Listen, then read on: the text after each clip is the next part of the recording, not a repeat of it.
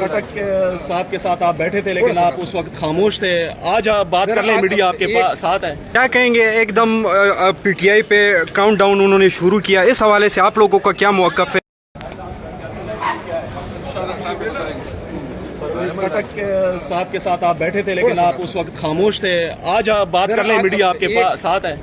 आप खान के साथ एक मेरी गुजारिश सुन ले।